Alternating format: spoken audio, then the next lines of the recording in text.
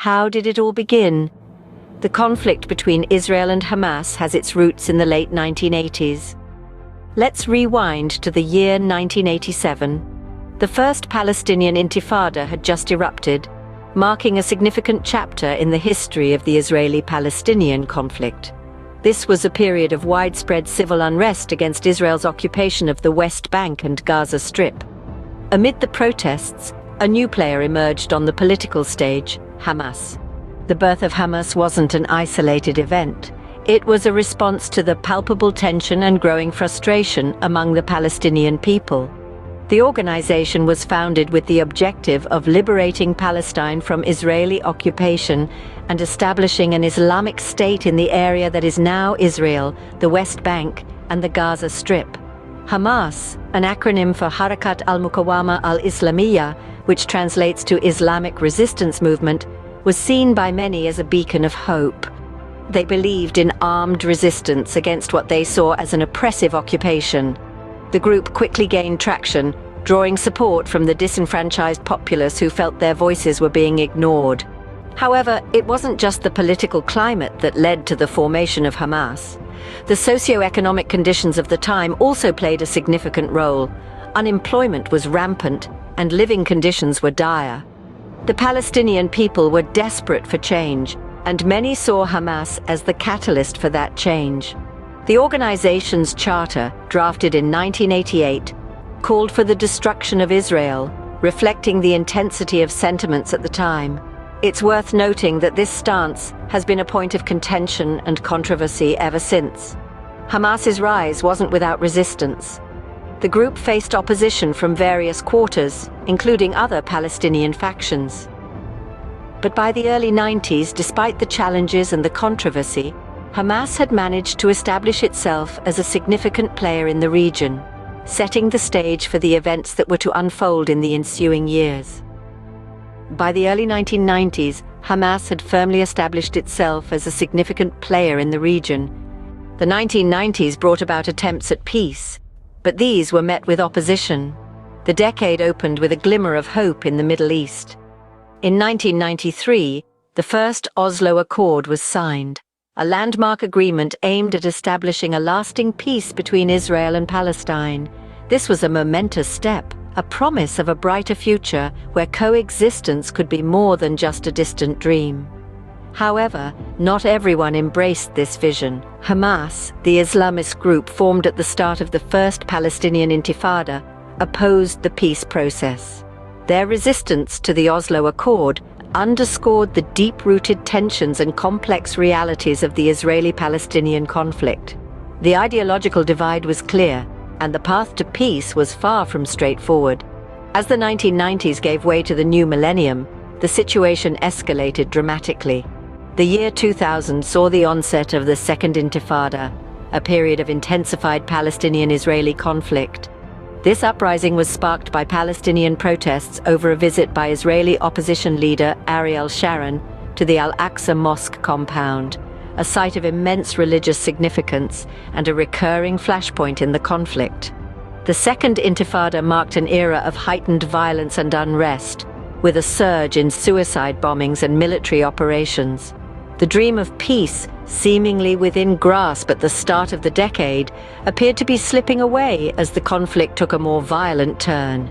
The Oslo Accord, once a beacon of hope, was now overshadowed by the stark reality of the situation. The turn of the century intensified the conflict, with both sides escalating their actions. The Oslo Accord and the Second Intifada serve as powerful reminders of the volatile nature of the Israeli-Palestinian conflict, a cycle of hope and despair, peace and violence that continues to shape the region to this day. The mid-2000s marked a significant shift in power dynamics in the region. In 2005, Israeli forces made the decision to withdraw from Gaza. This move left the area under the control of the Palestinian Authority. However, this arrangement was not to last. 2 years later, in 2007, a brief yet intense civil war erupted. The result was a significant power shift, as Hamas ousted the Palestinian Authority and took control over the Gaza Strip. This takeover marked a new era of conflict and tension between Israel and Hamas. The following year, in 2008, Israel launched a military offensive in Gaza. This was a response to a series of events, including rocket attacks from the Gaza Strip into Israel. The offensive, which lasted 3 weeks, resulted in a high number of casualties and significant destruction. It ended with a unilateral ceasefire declared by Israel, followed by a response from Hamas. The uneasy peace was shattered in 2012. In a targeted attack, Israel assassinated Ahmed Jabari, the military chief of Hamas. This event triggered a new wave of conflict, marked by Palestinian militant rocket fire and Israeli airstrikes. The 8-day conflict resulted in a large number of casualties, predominantly on the Palestinian side. These conflicts were not isolated incidents, but part of a larger pattern of escalating tension and violence. Each event served to further entrench the divide between Israel and Hamas, leading to a cycle of attack and retaliation. By the late 2010s, the situation had reached a boiling point. The past few years have seen tensions rise to new heights. In the summer of 2014, a heartbreaking event unfolded. 3 Israeli teenagers were kidnapped and tragically killed by Hamas, an act that ignited a 7-week war. This period was marked by devastating loss, with lives upended on both sides. Fast forward to 2018, another chapter in this unfolding narrative began. Palestinian protests erupted at Gaza's border with Israel. These weren't peaceful demonstrations, but rather a series of confrontations that led to clashes and fighting between Hamas and Israeli forces. Each skirmish adding fuel to an already raging fire of conflict, deepening the chasm of discord. Then in May of 2021, tensions escalated dramatically. A spark ignited a powder keg of tension, leading to a full-scale conflict. Clashes between Israeli police and Palestinian protesters erupted, eventually morphing into a comprehensive confrontation with Hamas. This was not merely a series of skirmishes or isolated incidents. It was an all-out conflict, with both sides suffering heavy casualties and widespread destruction. The world watched in horror as the violence escalated. Cities were reduced to rubble, and the toll of human suffering continued to rise. Yet, even in the midst of this chaos and violence, there was a glimmer of hope. After weeks of relentless fighting, a ceasefire was agreed upon. This was not a resolution, but rather a pause, a moment of respite in a long history of conflict.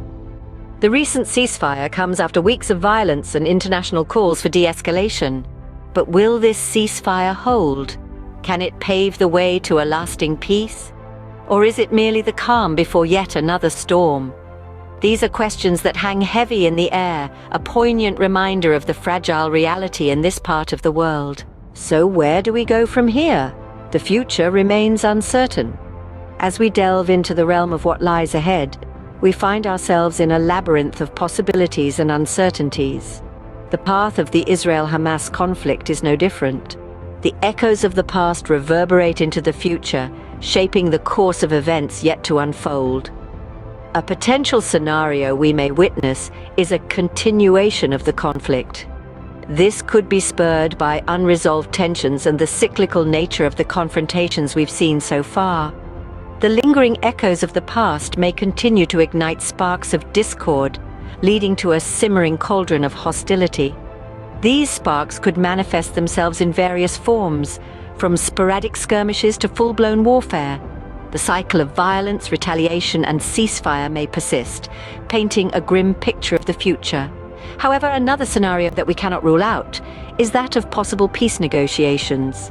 The desire for peace is a shared human aspiration, and it is not entirely impossible that this shared sentiment may lead to dialogue and negotiation. The path to peace is a rocky one, but history has shown us that even the most entrenched conflicts can find resolution. The Oslo Accord, albeit unsuccessful in achieving its ultimate goal, was a testament to the possibility of negotiation. The recent events may indeed influence the course of this conflict. The international community's calls for de-escalation and the pressure exerted on both parties could potentially lead to a shift in the dynamics. The world is becoming increasingly interconnected, and the ripple effects of conflicts are felt far beyond their epicenters. This global consciousness could potentially play a role in shaping the future of the Israel-Hamas conflict. But as we speculate about the future, we must remember that it is the actions of today that will shape the tomorrow. The decisions made, the paths chosen, and the voices heard will be the architects of the future of this conflict. As we look towards the future, the hope for lasting peace remains, albeit amidst a complex and volatile situation.